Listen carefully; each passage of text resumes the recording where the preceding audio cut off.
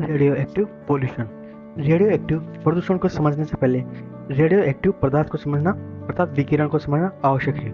किसी भी पदार्थ में अगर प्रोटॉन और न्यूट्रॉन की संख्या समान होती है तो वो स्थिर कंपाउंड होता है। अगर न्यूट्रॉन्स की संख्या अधिक होगी या प्रोटॉन की संख्या अधिक होगी तो उनकी स्थिरता में कमी आएगी, जिससे वो अल्फा बीटा गामा पार्टिकल्स का क्षय करता है और संतुलन अवस्था में आने की कोशिश करता है, और बाइंडिंग एनर्जी जिससे वो बंधे होते हैं उसको भी निष्क्रिय करता है। अल्फा पार्टिकल्स 2 प्रोटॉन 2 न्यूट्रॉन होते हैं, अर्थात कुल भार 4 होता है, 2H4 कहा जा सकता है। और बीटा पार्टिकल्स ये इलेक्ट्रॉन का ही स्वरूप है, परंतु यह न्यूक्लियर कंपाउंड होते हैं, अर्थात अधिक से अधिक काफी अधिक एनर्जी लिए हुए रहते हैं। गामा पार्टिकल्स यह एनर्जी वेव जो कि बाइंडिंग एनर्जी और न्यूक्लियर इंटरनल न्यूक्लियर क्वार्क में कन्वर्जन की वजह से गामा वेव्स का निष्क्रियण होता है।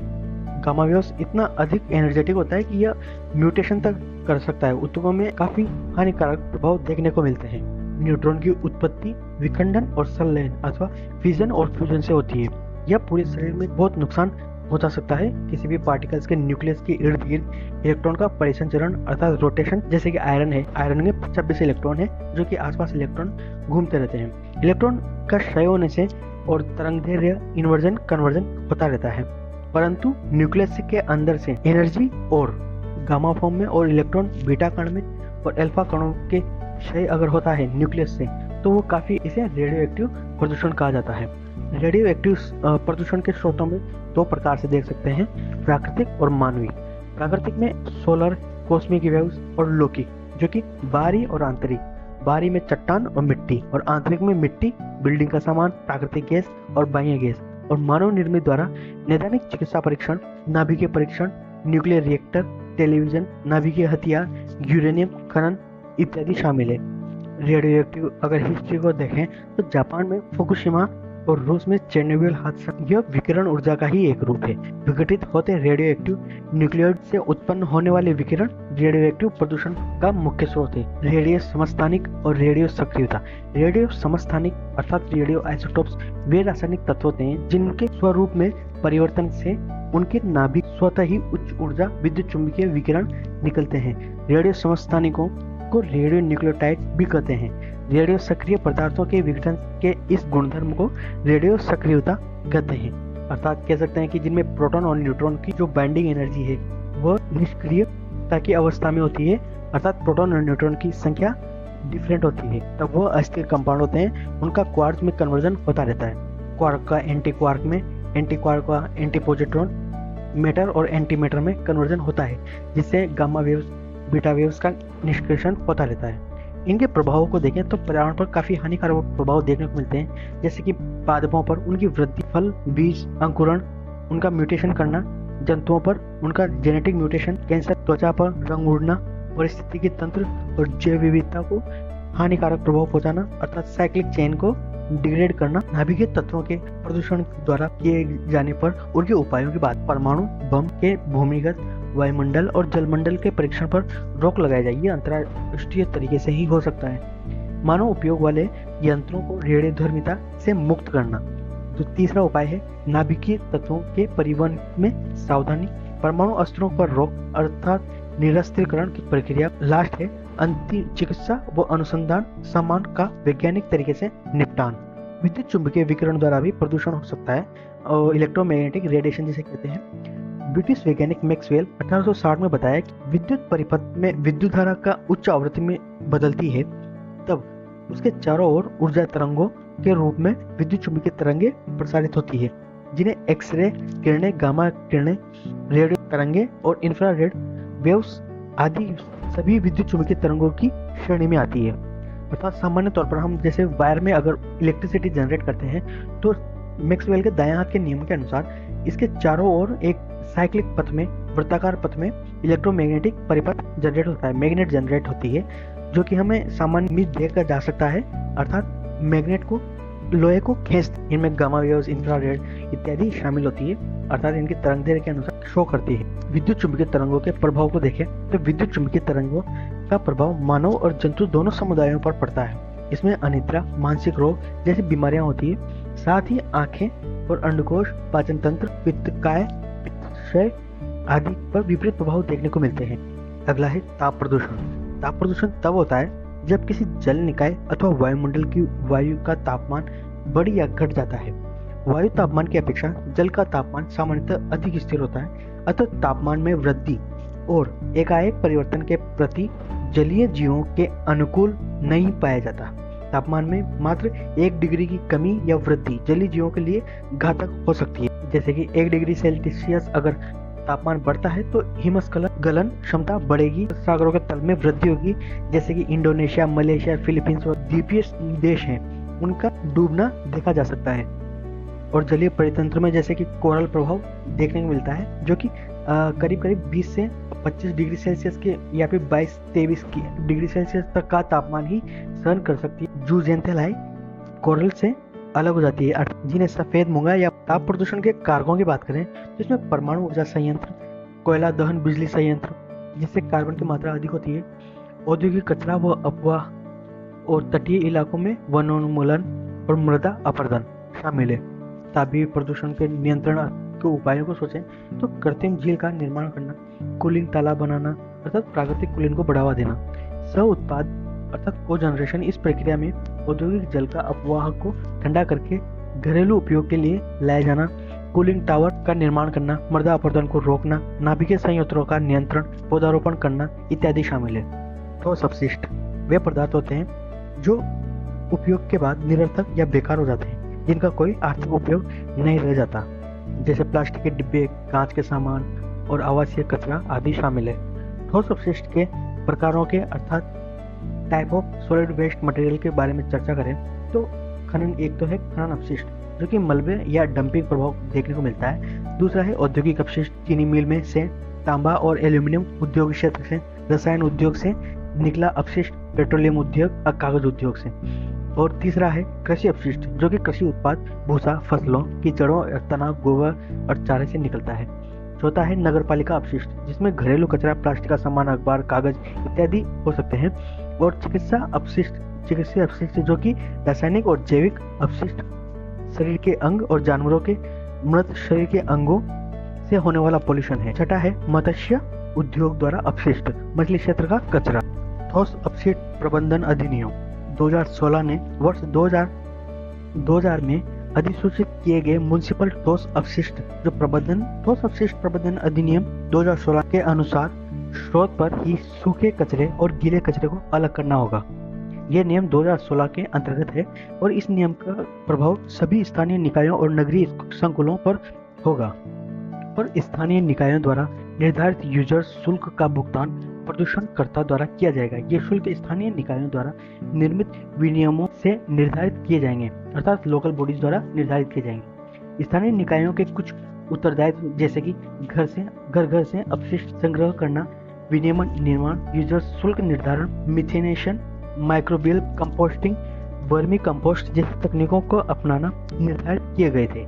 और हैजार्डियस कंपाउंड जैसे कि खतरनाक एवं अन्य अपशिष्ट अधिनियम 2016 के अंतर्गत, इनमें इस नियम के मुख्य उद्देश्यों के तहत खतरनाक पदार्थों का धारक निर्धारित पदार्थों का अनुसरण करता है, जैसे कि निवारण, न्यूनीकरण, पुनः प्रयोग, पुनर्चक्रण, रिकवरी करना और उपयोग, प्रसंस्करण, सुरक्षित निस्तांतरण अर्थात सेफ डिस्पोजल। ये मानव स्वास्थ्य पर किस प्रकार से प्रभाव डालते हैं उसको देखें तो कैंसर, जन्मजात विकृतियां, जन्म से बच्चों को वजन में कमी, कुपोषण का शिकार होना, हवा के साथ रासायनिक जहर, शरीर और घबराहट, उल्टे आना, इचिंग, मस्तिष्क संबंधी रोग, खतरनाक अपशिष्ट साइट पर रहना इत्यादि।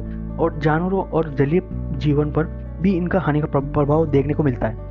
ठोस अपशिष्ट के माध्यम से पारा जो जल में मिल जाता है, इस प्रकार दूषित जल के कारण मछलियों की मृत्यु होना आम सा लगता है। एल्गी ब्लूम का घटना, जल एवं मृदा गुणवत्ता में कमी होना, जलीय जीवों के प्लास्टिक ट्यूब का अत्यधिक बुरा प्रभाव पड़ता है। यह उनके संकटग्रस्त होने का बड़ा कारण है। और प्रदूषण से पर्यावरण पर क्या प्रभाव देखने को मिलते हैं, एक जैसे कि लिटरिंग क्या होता है, प्रदूषित कचरे के कारण अवैध डंपिंग और लीचिंग, यह एक प्रक्रिया है जिसमें ठोस अपशिष्ट मिट्टी एवं भूमिगत जल में पहुंचकर उन्हें दूषित करते हैं। और अपशिष्ट के कारण मीथेन गैस पैदा होती है जो ग्रीन हाउस गैस जो कि तापन क्षमता को बढ़ाती है, पृथ्वी के तापमान को बढ़ाती है। और ठोस अपशिष्ट की समस्या के कारक अर्थात इनमें क्या क्या दुविधाएं उत्पन्न हो सकती है, तीव्र नगरीकरण के कारण, जीवन पद्धति लाइफ स्टाइल में परिवर्तन के कारण, अपर्याप्त सरकारी नीतियां, जनसंख्या वृद्धि और सार्वजनिक उदासीनता इनमें शामिल है। और इनका उपचार किस प्रकार से किया जा सकता है? लैंडफिल द्वारा अर्थात भूमि भराव द्वारा। भूमि भराव में लाभ और हानि, एडवांटेज डिसएडवांटेज के तौर पर देखें तो इनके लाभ प्रमुखतः यह एक सस्ता विकल्प है। स्थानीय लोगों के लिए रोजगार की उत्पत्ति होती है। अन्य निपटान के तरीकों की तुलना में बहुत प्रकार के अपशिष्ट का निपटान एक साथ ही किया जाता है और इससे निकलने वाली मीथेन गैस से ऊर्जा बनाई जा सकती है। और हानिकारकों में बात करें तो यह क्षेत्र बहुत दूषित और बदबूदार होता है। यह शहरों के दूषित और ही काफी दूर स्थित स्थिति पर ही बनाया जाना चाहिए। इसके स्थानीय क्षेत्र में वायु प्रदूषण होता है। इससे निकलने वाली गैस वैश्विक तापमान में योगदान देती है, जो कि मीथेन गैस है। भूमिगत जल विषैला होता है। भूमिगत जल में विशेष रोल रखता है। ये एक बार इस क्षेत्र का उपयोग होने पर पुनः इसका उपयोग संभव नहीं किया जा सकता, अर्थात लैंड जो इसकी मृदा है वो दूषित कहलाती है। भस्मीकरण एक निपटान विधि है जो अपशिष्ट पदार्थों का दहन शामिल है। भस्मीकरण में ठोस अपशिष्टों के 1000 डिग्री पर चलाया जाता है। ठोस अपशिष्ट राख गैस ऊर्जा में परिवर्तित हो जाती है। तीसरा कारक है समुद्री डंपिंग, अर्थात समुद्र में इनका डंपिंग करना। चौथा कारण है जैविक पुनर्संस्करण। अगला है ताप अपघटन, फिर खाद्य निर्माण, वर्मी कल्चर। 3R पॉलिसी बताई गई थी जो कि रिड्यूस, रीयूज और रिसाइकल। वर्मी कल्चर में केंचुओं द्वारा मिलाया जाना और जो इन पदार्थों को तोड़कर अर्थात मल के द्वारा इसका पोषण तत्वों में समृद्ध बनाया जाता है। न्यूनीकरण, रिड्यूस, मानव को अपनी आवश्यकता के अनुसार ही पदार्थों का उपयोग करना। उपयोग अर्थात रीयूज, इसका वस्तुओं को फेंकने के स्थान पर इनका पुनर्उपयोग रिसाइकलिंग प्रोसेस में डाला जाना। और रिसाइकल, पुनर्चक्रण प्रक्रिया में उत्पाद पदार्थों को नए उत्पाद में बदलना चाहिए। इससे पुराने उत्पादों से नए उत्पादों का निर्माण होता है, जैसे कि कांच, एल्यूमिनियम, कागज, प्लास्टिक उत्पाद के पुनर्चक्रण किया जा सकता है। अपशिष्ट न्यूनीकरण चक्र में विश्व बैंक द्वारा सहायता प्रदान की जा रही है तथा पर्यावरण और वन जलवायु परिवर्तन मंत्रालय इसके क्रियान्वयन के लिए नोडल मंत्रालय है। अगला है ई वेस्ट, जो कि ई अपशिष्ट के निर्माण इलेक्ट्रॉनिक उपकरणों और अनुपयुक्त एवं बेकार हो जाने के कारण इनकी द्वारा अनेक खतरनाक रसायनों एवं भारी धातुओं जैसे कि सीसा, कैडमियम, बेरिलियम, क्रोमियम, पारा और ट्रांजिस्टर वगैरह इनसे निष्क्रिय होते हैं, जो मानव स्वास्थ्य के लिए काफी खतरनाक होते हैं। ई अपशिष्ट के स्रोतों की बात करें जो कि computer, television, radio, mobile, washing machine, microwave oven, CD player, पंखा, electronic iron, ECG, microscope, incubator, fax machine, xerox machine, जो एसएमडी प्लेट्स, जितने भी कंपोनेंट्स इलेक्ट्रॉनिक कंपोनेंट्स में लगती है उन सबसे ई अपशिष्ट निकलता ही निकलता है। ई वेस्ट में टेलीविजन द्वारा 10% कचरा शामिल है, मॉनिटर द्वारा 10%, washing machine, dryer, vacuum cleaner, coffee machine और टोस्टर प्रेस आदि से 30% फीसदी इसमें इलेक्ट्रॉनिक कचरे में 30% का पार्टिसिपेशन रखते हैं। रेफ्रिजरेटर द्वारा 20% और DVD, VCR player, CD player, radio, आई-टेक और सेट आदि द्वारा 15% और computer, telephone, fax machine, printer द्वारा 15% का हिस्सा रखते हैं। बेसल कन्वेंशन एक अंतर्राष्ट्रीय संधि है जो ई अपशिष्ट के 2 देशों के बीच स्थानांतरण को प्रतिबंधित करती है, अर्थात यह विकसित देशों द्वारा विकासशील देशों में भेजे गए कंपोनेंट द्वारा इनको प्रतिबंधित करता है।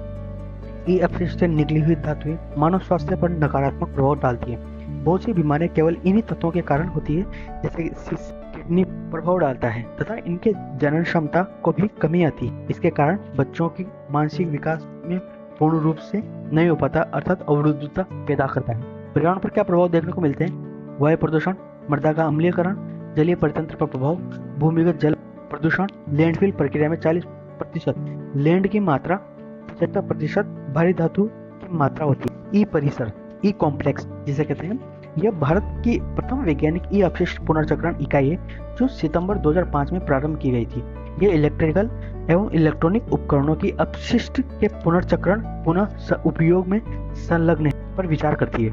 इनके प्रमुख विनियमन की बात करें तो खतरनाक अपशिष्ट प्रबंधन एवं संचालन नियम, जो कि 1989, सन 2000 और 2002 में लाया गया था।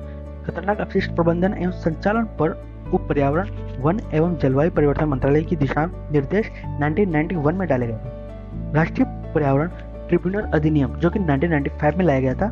बायोमेडिकल अपशिष्ट प्रबंधन एवं संचालन नियम सन 2002 में लाया गया था। ई अपशिष्ट प्रबंधन जो लैंडफिलिंग और दहन प्रक्रिया द्वारा इनका प्रबंधन किया जाता है। और ई कचरा प्रबंधन नियम 2016 में लाया गया, जो कि ई कचरा नियमों के कम्पैक्ट फ्लोरोसेंट लैंप तथा पारे वाले अन्य लैंप एवं उपकरणों पर शामिल किए गए थे। ई कचरा नष्ट करने के लिए पुनर्चक्रण करने एवं के काम में शामिल श्रमिकों की सुरक्षा, स्वास्थ्य, कौशल विकास सुनिश्चित करने की जिम्मेदारी राज्य सरकारों की है। और भारत में ई अपशिष्ट उपचार की तकनीकों की बात करें तो जैसे कि परिशोधन, जिसे शुद्धिकरण कहते हैं, ये सबसे पहले धातुओं को अलग किया जाता है, उसके बाद उनका परिशोधन किया जाता है। दूसरा है विखंडन या विनष्टीकरण। ई अपशिष्ट का विखंडन फैक्ट्री में इकट्ठा किया जाता है।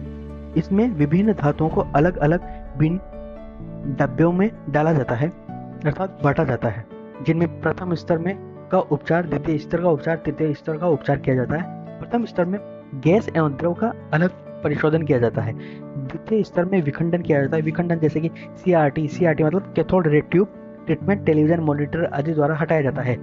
और दूसरा है विद्युत चुंबकीय पृथक्करण किया जाता है। एडी करंट सेपरेशन, भारी धातु मिश्रित अलग किया जाता है। वायु एवं जल के प्रयोग द्वारा घनत्व में पृथक्करण द्वारा किया जाता है, अर्थात जिस अलग अलग घनत्व वाली वस्तुओं को अलग अलग डिफरेंट डिब्बों में डाला जाता है। ये तो हुई विखंडन द्वितीय स्तर की बात। और तृतीय स्तर की बात करें तो उपलब्ध धातुओं को पुनः उपयोग कर काम में लिया जाता है, जिनमें 4R यूज किया गया, जैसे कि रिड्यूस, रीयूज, रिसाइकल और रिकवर।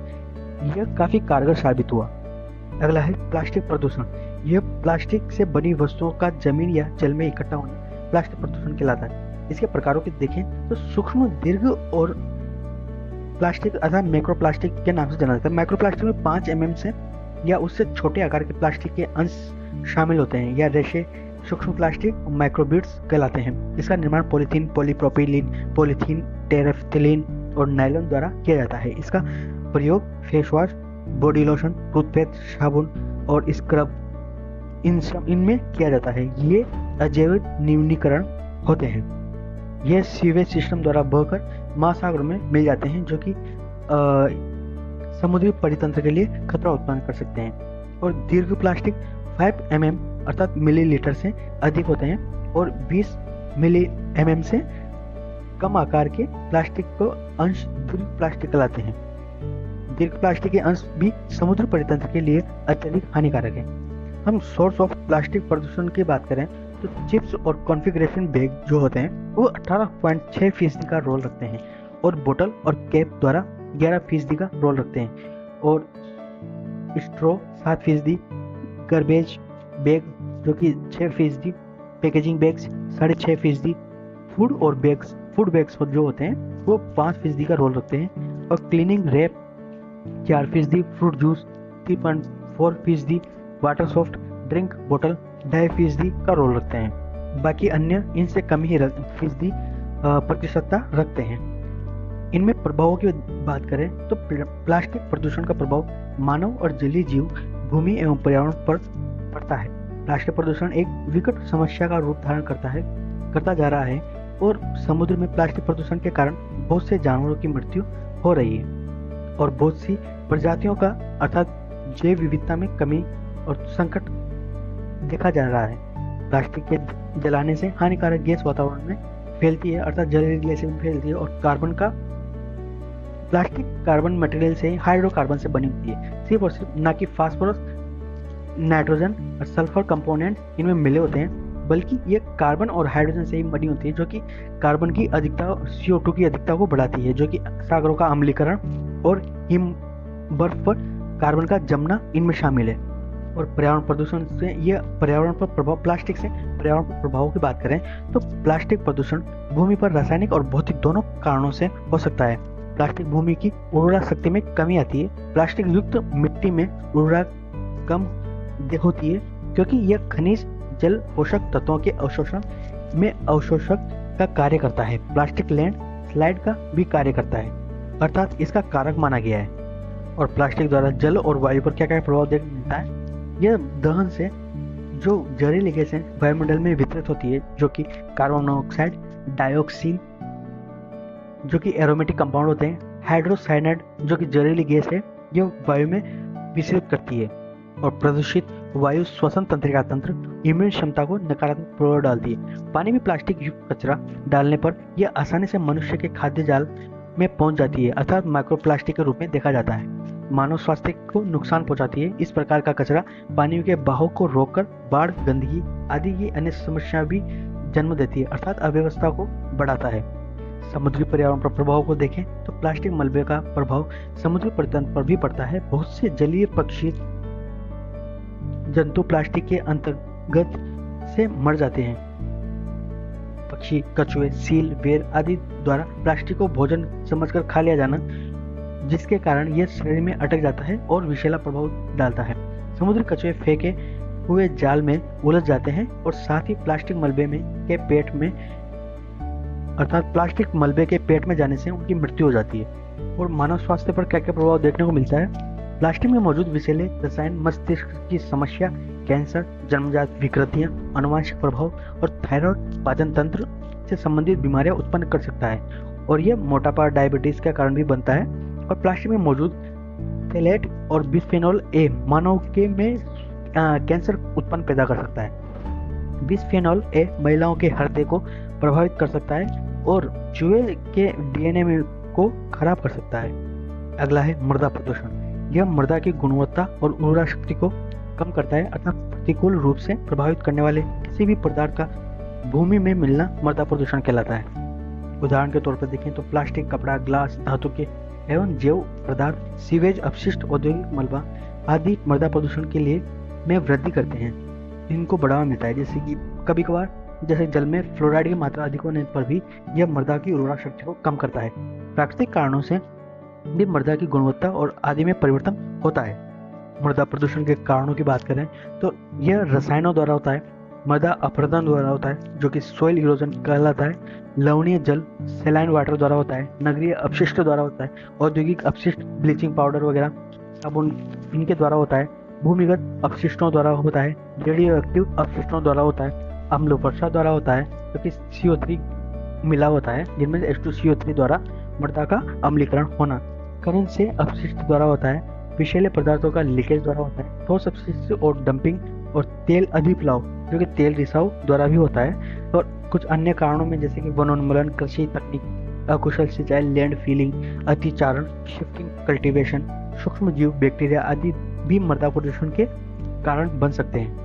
और मृदा प्रदूषण के प्रभाव देखे जाएं तो ये सूक्ष्म समुदाय पर भी इनका प्रभाव देखने को मिलता है। मृदा पर भी प्रभाव देखने को मिलता है जो कि मृदा अपरदन, मृदा अम्लीकरण और मृदा क्षारीकरण देखने को मिलता है। पादप और प्रजातियों पर प्रभाव को देखें तो पादप प्रदूषकों में मृदा से ग्रहण करते हैं जो पादपों में संचित होकर नुकसान पहुंचाते हैं। जंतु जो कि प्रदूषण युक्त पादपों व वनस्पति को खाने से ये प्रदूषक जंतुओं के शरीर में चले जाते हैं। और मानव को भी इनके प्रभाव देखने को मिलते हैं जो कि जैसे कि एंथ्रेक्स पशुओं में होने वाला एक रोग है, वो जूनोटिक डिजीज के तौर पर देखा जा सकता है। मानव पर यह जलीय मृदा प्रदूषण के कारण जल प्रदूषित हो जाता है जिससे बहुत सी बीमारियां हो सकती है। लेड, आर्सेनिक और अधिक मात्रा में बच्चों का मानसिक विकास रुकना, शारीरिक विकास प्रभावित देखने को मिलता है। और आर्थिक हानि की बात करें तो यह मृदा को जो उर्वरा शक्ति को कम हो जाती है तो उससे राजस्व पर काफी प्रभाव देखने, सब्सिडी वगैरह देने पर यह देखने को मिलता है। प्रकाश संश्लेषण पर इनका प्रभाव देखने को मिलता है और कृषि अपशिष्ट पर इनका प्रभाव देखने को मिलता है, फसलों पर इनका प्रभाव देखने को मिलता है। और अन्य प्रभावों में मृदा प्रदूषण से वनस्पति ह्रास, वनों में कमी होना और इसके वैश्विक तापन के प्रभाव में भी वृद्धि होती है। मृदा प्रदूषण जल प्रदूषण में सहयोग प्रदान करता है। मृदा अपरदन की समस्या, बाढ़, सूखा आदि अन्य बहुत सी प्रभाव मृदा प्रदूषण के कारण दृष्टिगोचर होते हैं।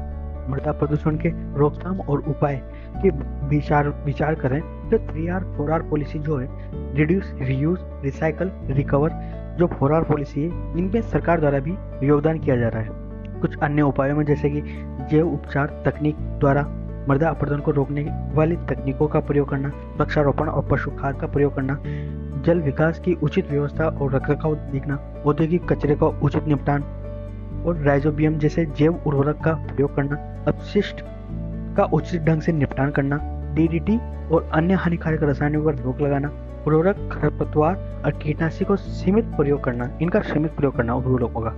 इनकी रोकथाम किस प्रकार से की जाती है? जैव उपचार द्वारा, अर्थात बायो रेमेडिएशन द्वारा। इस प्रकार जैव उपचार का एक उपचार है जो प्राकृतिक रूप से उपलब्ध सूक्ष्म जीव, जीवाणु, कवक आदि का प्रयोग कर खतरनाक पदार्थों को कम विषाक्त और गैर विषैले पदार्थों में विघटित करना। इसके द्वारा किसी विशेष स्थान पर पर्यावरण प्रदूषण के हानिकारक प्रभाव को समाप्त किया जा सकता है, अर्थात सूक्ष्म कणों द्वारा यह पदार्थों को खाना और एक्सक्रिएट नॉन टॉक्सिक कंपोनेंट में एक्सक्रिएट करना या विषैले कंपाउंड को खाकर अविषैले कंपाउंड में कन्वर्ट करना, यह इन माइक्रोबियल की प्रॉपर्टी होती है। इसी प्रकार बायो रेमेडिएशन तकनीक में कई अन्य प्रकार की जैसे कि बायो वेटिंग अन्य तकनीकें यूज की जाती है, जैसे कि bio waiting, bio spraying, bio stimulation, जैव संवर्धन, बायो एगुमेंटेशन और बाह्य संस्थानें। ये तो थी जो पुरानी स्वस्थानें थी, इन सिचुएशन और बाह्य स्थानें। इनमें composting, land farming, bio piling, bio reactor शामिल है। और जेनेटिक इंजीनियरिंग द्वारा भी बायो रेमेडिएशन करवाया जाता है, जैसे कि फाइटो रेमेडिएशन, जो कि फाइटो रेमेडिएशन के नाम से जाना जाता है, फाइटो निष्कर्षण, फाइटो संग्रहण और फाइटो एक्सट्रैक्शन जिसे कहते हैं, और फाइटो एक्यूमुलेशन जिसे कहते हैं, फाइटो स्टेबलाइजेशन जो कि संचरण और अवक्षेपण करते हैं, फाइटो ट्रांसफॉर्मेशन, राइजो डिग्रेडेशन, फाइटो वोलेटाइलेशन और राइजो फिल्ट्रेशन, माइक्रो रेमेडिएशन और ऑयल जेपर तकनीक, जो कि सन 1996 में टेरी अर्थात TERI डॉक्टर बनवारी लाल द्वारा एक बैक्टीरिया का निर्माण किया गया था जो कच्चे तेल और तेलीय पंख को अत्यधिक तीव्रता से अवक्रमित अर्थात डिग्रेडेशन करता है। Thank you.